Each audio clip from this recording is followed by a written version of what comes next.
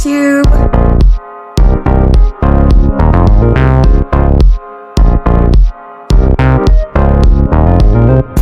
Whoa. Wow, I forgot my mic.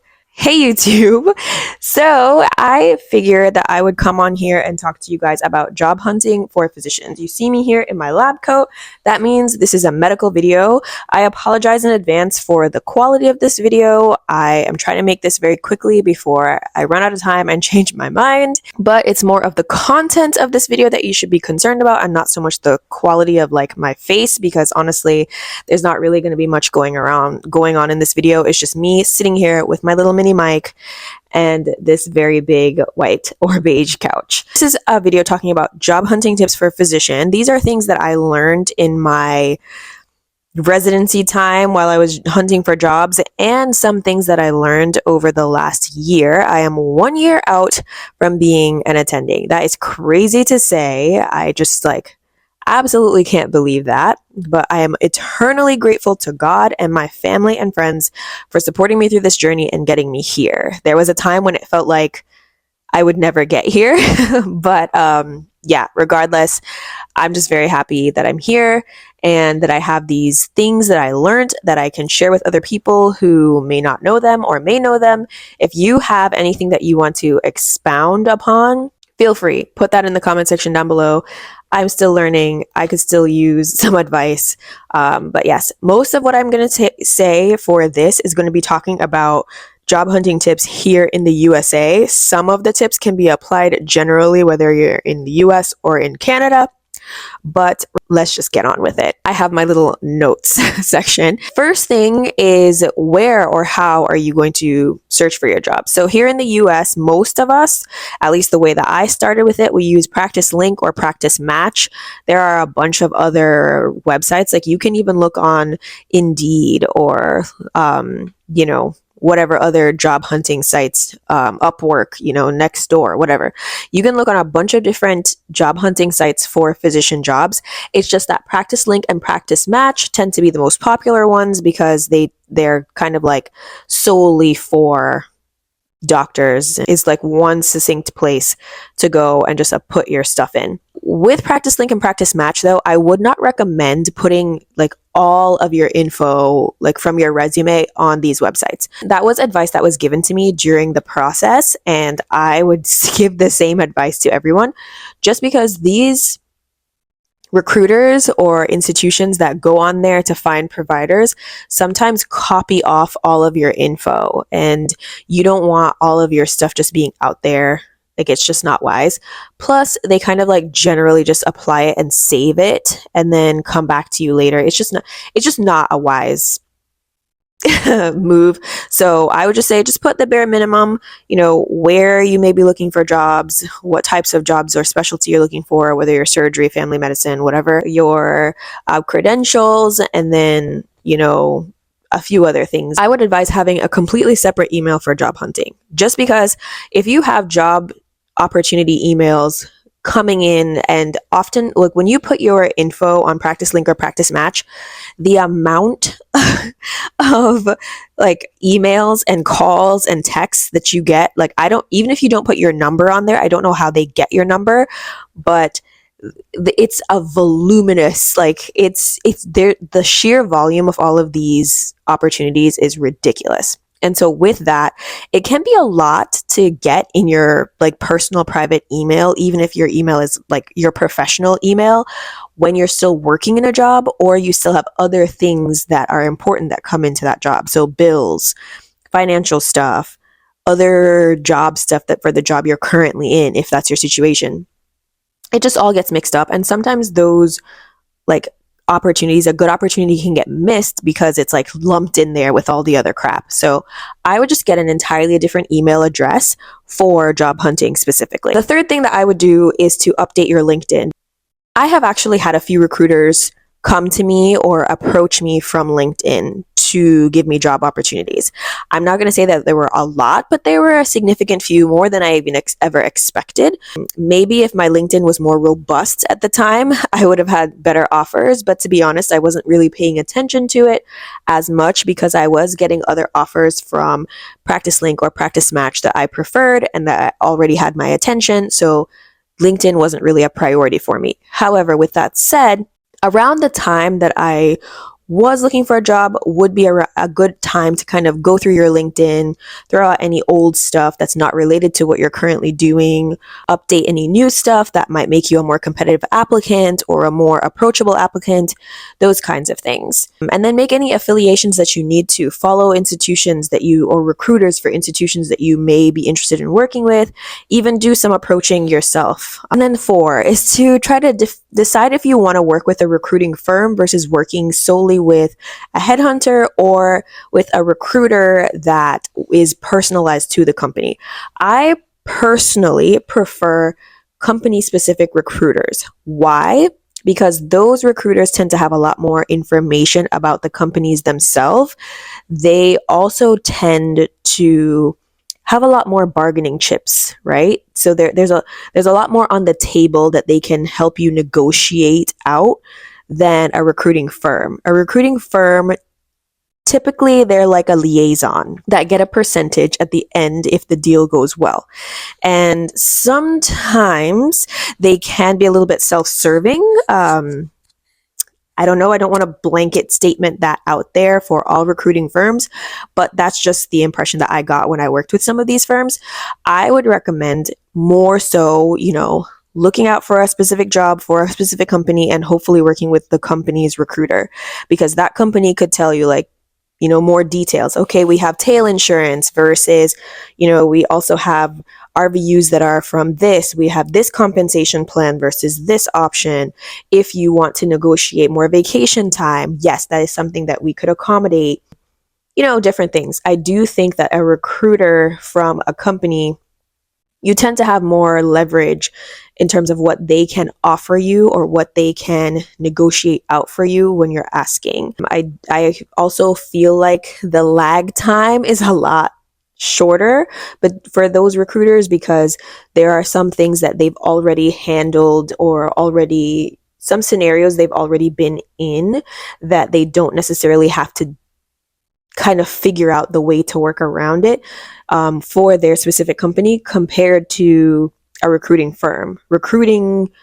Recruiters for a specific institution tend to have a budget that they can work with or work out of, or tend to have a few more. They're just, in my opinion, just better. Maybe my opinion is biased, but I tend to recommend recruiters from the company themselves rather than a recruiting firm. Also, a recruiting firm tends to take a percentage of your bonus or whatever at the end. So that's something that you have to decide. Like, if you're going to talk to a recruiting firm, figure out what their compensation plan is. Like, do they have to take a percentage off of your bonus, or is there a percentage that the institution is going to pay directly to them? How does that work? And is that something that you could have gotten? The last tip is deciding what your must-haves are. Like, before you start talking to anyone, you need to decide what are your must-haves, what are your absolute non-negotiables, and you can be as detailed or as non-specific as you want to be. So when I first started out, I didn't really know what all the options are for things to be specific about or to even have non-negotiables for. But as I started to kind of go through the process, I learned more about what the options were, and then I started to have some non-negotiables. So first thing I would recommend to any provider is to figure out what's your scope of practice. How do you want to practice medicine? It's that simple. And it might sound like, what do you mean? How do you want to practice medicine? But let me use family medicine as an example. So in family medicine, we can practice in a bunch of different areas. You might decide, I only want to do hospitalist medicine. I only want to work outpatient. I don't want to do any procedures while working outpatient. So I don't want to do knee injections. I don't want to do skin tag removal. I don't want to do any of that. Or do I want to see pediatric patients or not? There are all these different things in your scope of practice that you need to decide before the job offers come rolling in.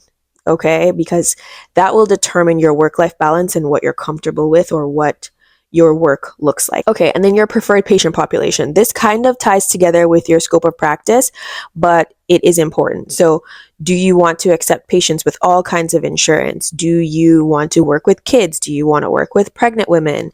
And this is just me speaking off of the example of family medicine providers, but there are lots of different options, obviously. One of the most important one is the minimum salary that you're willing to accept.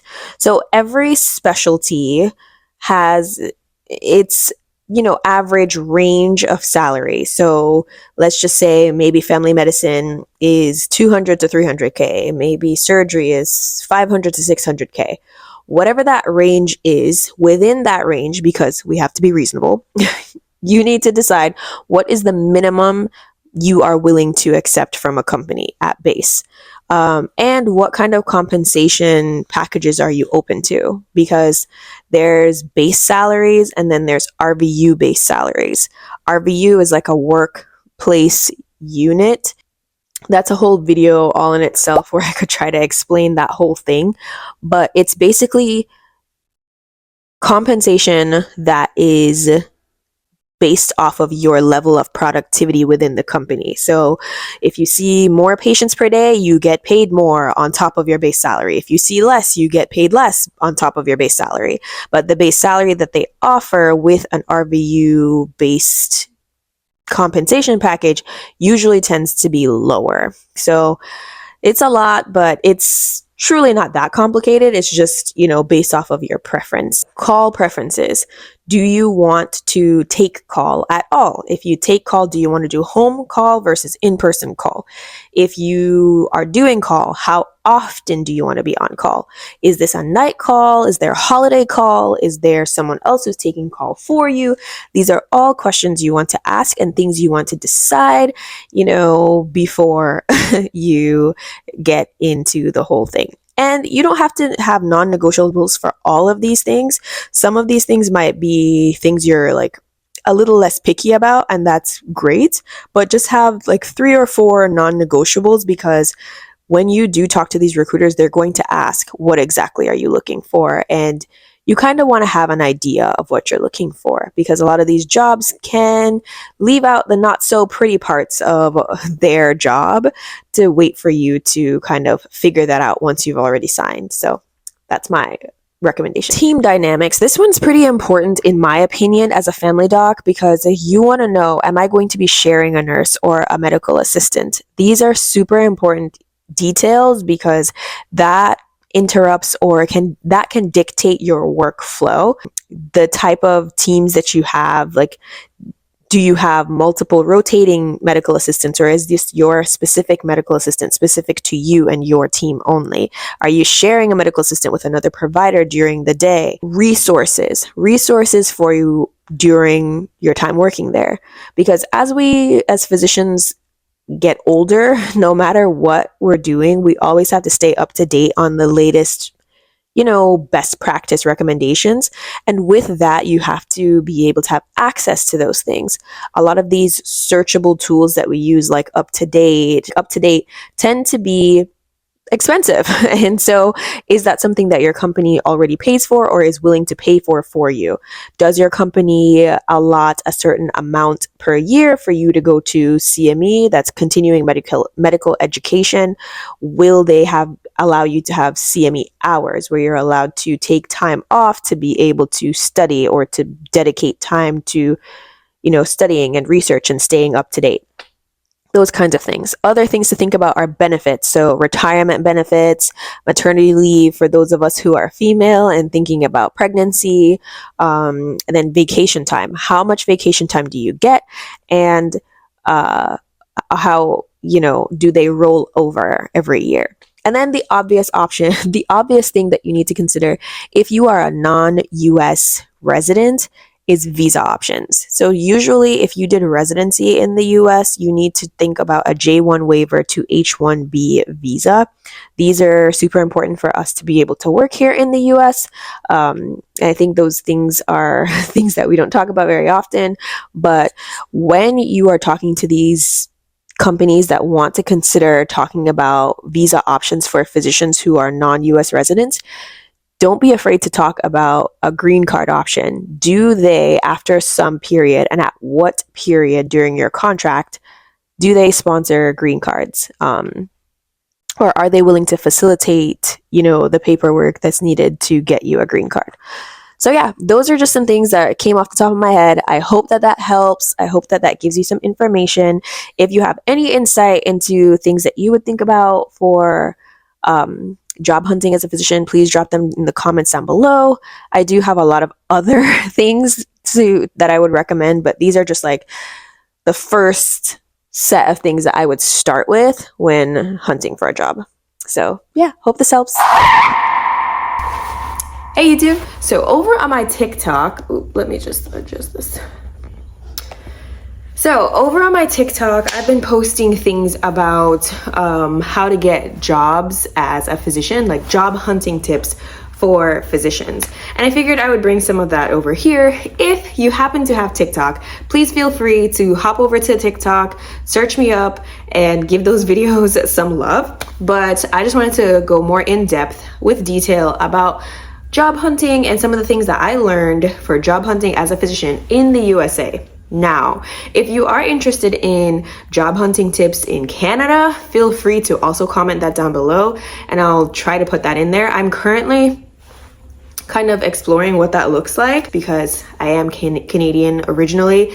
Well, I'm Jamaican, like don't get it twisted. Jamaica, born and raised, you're not gonna take that out of me. I still, like to have my options. If you are interested in hearing about the process of job hunting as a physician in the USA, feel free to comment down below your questions.